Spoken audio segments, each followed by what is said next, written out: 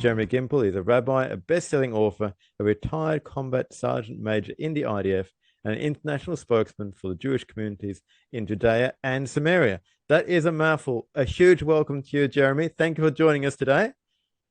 Okay, great. Thank you for having me. It is a privilege. Thank you for giving us a bit of your time. We know you're a busy man right now in this time. Can you give us, firstly, some insight into why you have this passion for Eretz Israel and teaching the Bible and its significance to Jews and Christians alike? Well, that's a good question. Why does anyone love what anyone loves? That's a good question. It's like a bit of a mystery. It's like some people love movies and some people love basketball. I've always loved the land of Israel. I don't exactly know why. It's just kind of in me. My grandfather walked from Bialystok to Israel in the early 1900s, in 1916, when he was 15 years old. And I grew up in Atlanta, Georgia, because my father, that was born in Israel, went to study to become a doctor in America. And I grew up in Atlanta, Georgia, on the legends of my grandfather at the age of 15, walking for a year and a half to drain the swamps of the north and establish the third commonwealth of the Jewish people in the land of Israel. And so I never got to meet my grandfather, but I always sort of sensed that in me is a love of the land. And my love of the land also stems and is connected to my love of the Torah. I think that the God of Israel, the land of Israel, the Torah of Israel, they're all really expressions of the same idea, the same movement, the same revelation in the world. And so my life revolves around all three of those. Wow. And how has your life changed, though, since October 7th and what happened with the horrible terror attack from Hamas? That's a really good question. I don't really remember my life before October 7th. It's everything before October 7th is a little bit of a haze. It almost feels like another lifetime ago. Everything is different now. I'm now on 24-hour guard duty. I walk around now with an M16 by me wherever I go. My farm has turned into a military outpost because in the same way that Judea and Samaria is sort of the defensive line for the rest of Israel, the Aru Goat Farm is the defensive line for Judea and Samaria. It's really the first line of defense. And so we're, I don't want to say vulnerable, but we're very exposed. And so everything is very tense now. Every day is another drama. Soldiers are being killed every day almost in Israel. And many of them are families that I know. And so Israel is such a small country that I don't know any person that isn't directly affected right now by this war. The whole country is in some sort of combined state of mourning, of preparation, because it seems as though things are going to get worse before they get better. So everyone right now is just kind of holding their breath and preparing for the worst. Hmm.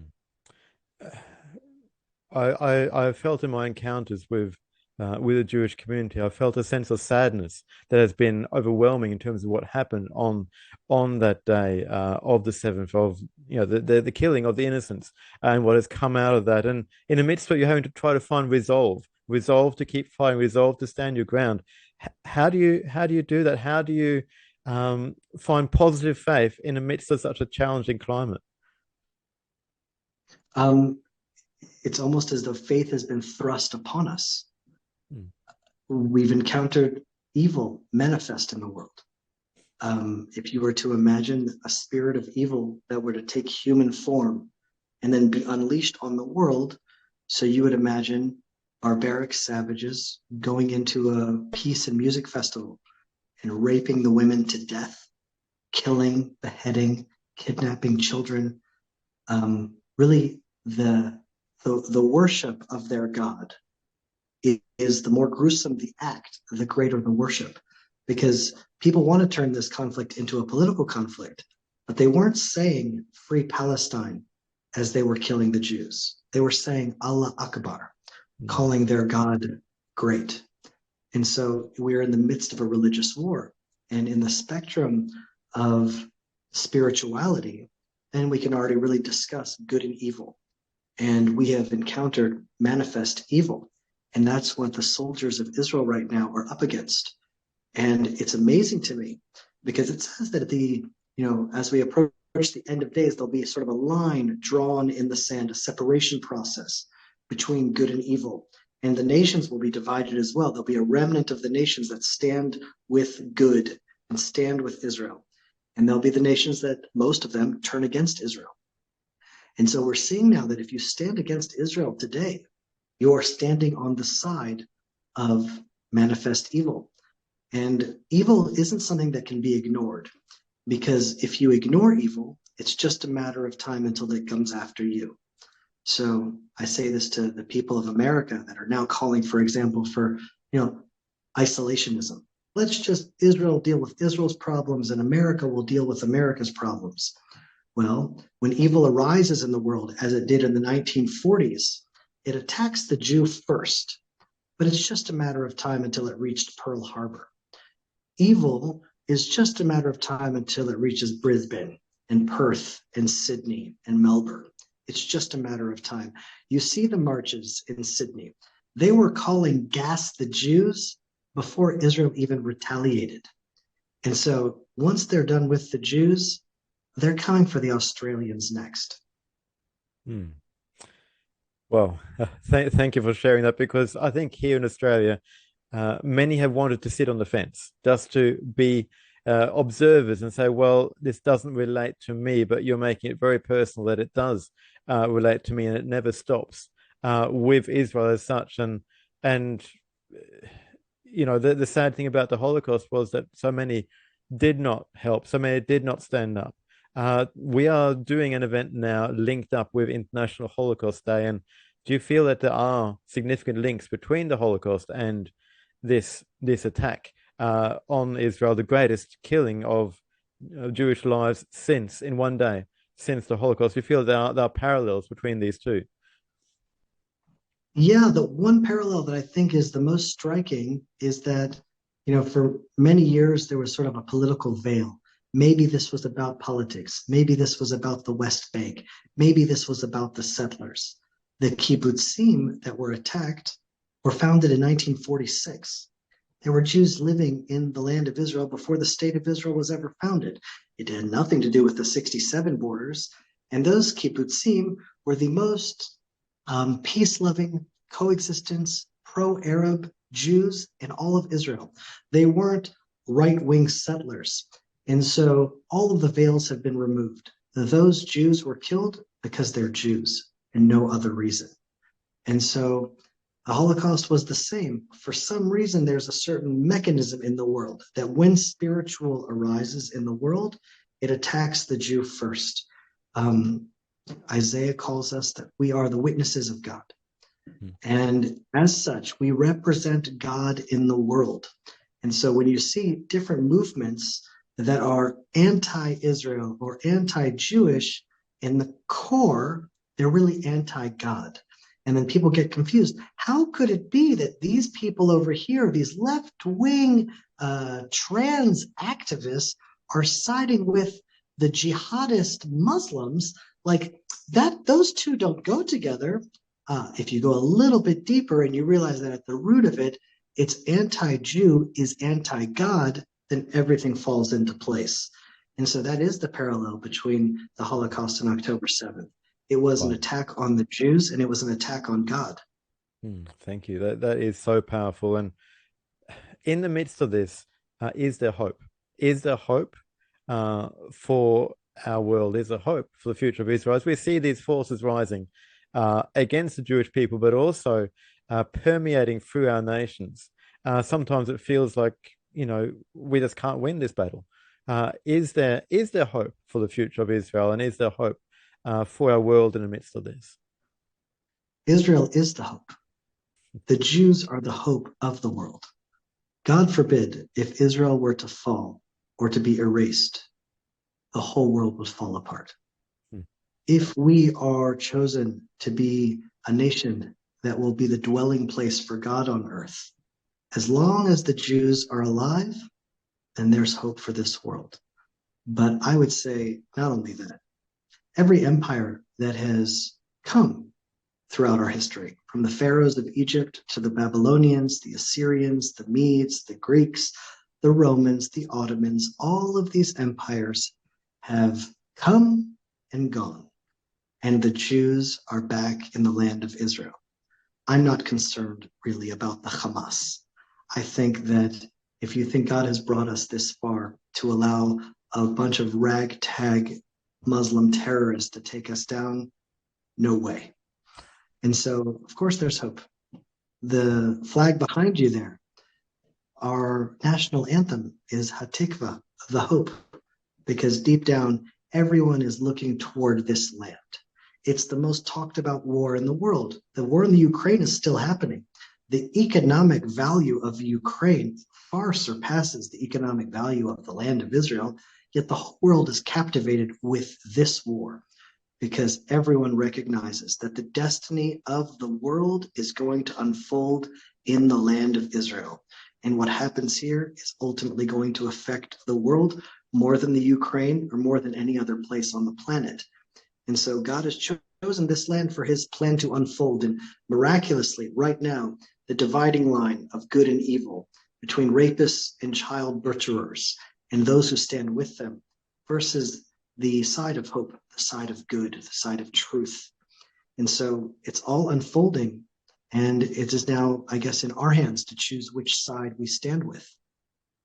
Wow. Well, thank you again. What are Israel's most pressing needs right now, and also how can we stand with and support the work that you are involved with?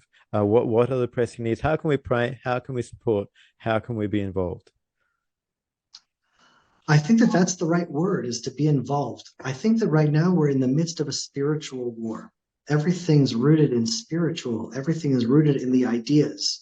And so I would say is to get your information, be involved in the conversation, go online, know what's happening, and then obviously join us in prayer.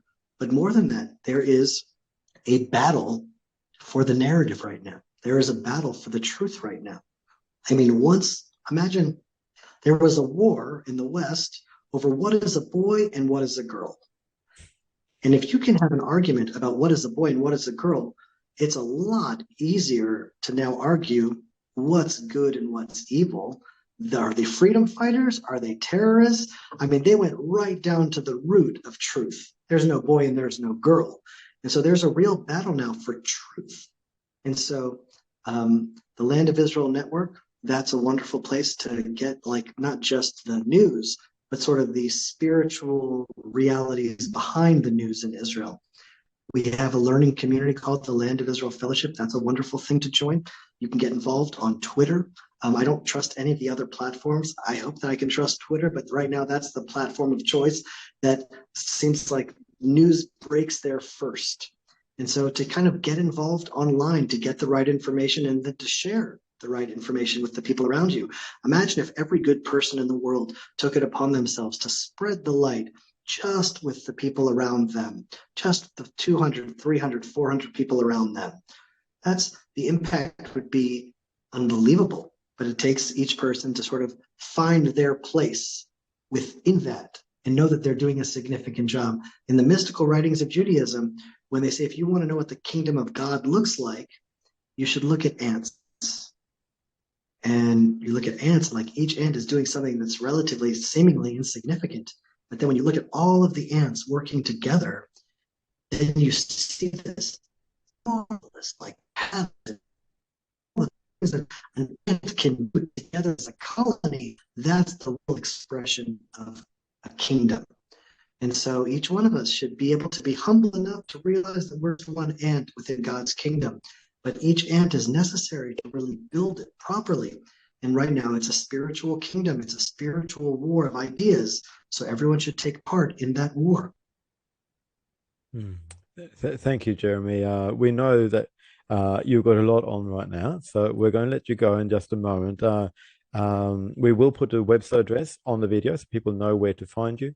And finishing up, do you know of any stories of miracles in the midst of this war that you could share with us in terms of something where you can see the hand of God at work in the midst of what has been going on?